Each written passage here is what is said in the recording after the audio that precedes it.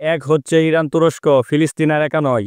অবশেষে মধ্যপ্রাচ্যে নতুন এক জোটের ইঙ্গিত মিলছে। এক হচ্ছে ইরান ও তুরস্ক। এই ঐক্য শুধু দুই দেশের মধ্যে কূটনৈতিক সম্পর্ক নয়, বরং একটি শক্তিশালী জোটের ইঙ্গিত দিচ্ছে, যা ফিলিস্তিনকে আর একা রাখবে না।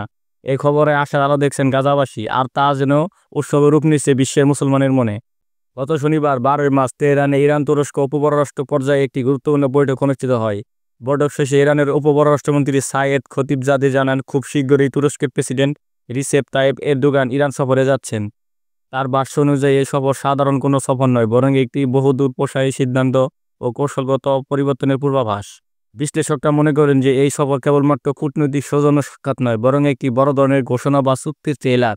কারণ বর্তমানে ইরান একদিকে পারমাণবিক চুক্তি নিয়ে যুক্তরাষ্ট্রের সঙ্গে চাপা টানাপোড়ার মধ্যে রয়েছে, অন্যদিকে ফিলিস্তিন ইস্যুতে বিশ্বজুড়ে মুসলিমদের আবেগ সংযুক্ত।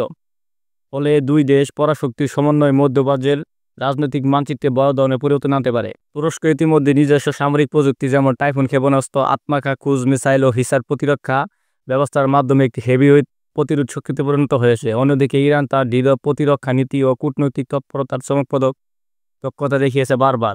দুই দেশের এই মিলিত অবস্থান শুধু বিবৃতি নয়, বাস্তব পদক্ষেপ গ্রহণের ক্ষমতা রাখে। বিশেষজ্ঞদের ধারণা, ইরান তুরস্কের এই আসন্ন ঐক্য ফিলিস্তিন ইস্যুতে আন্তর্জাতিক পর্যায়ে গুরুত্বপূর্ণ চাপ তৈরি সৃষ্টি করতে পারে।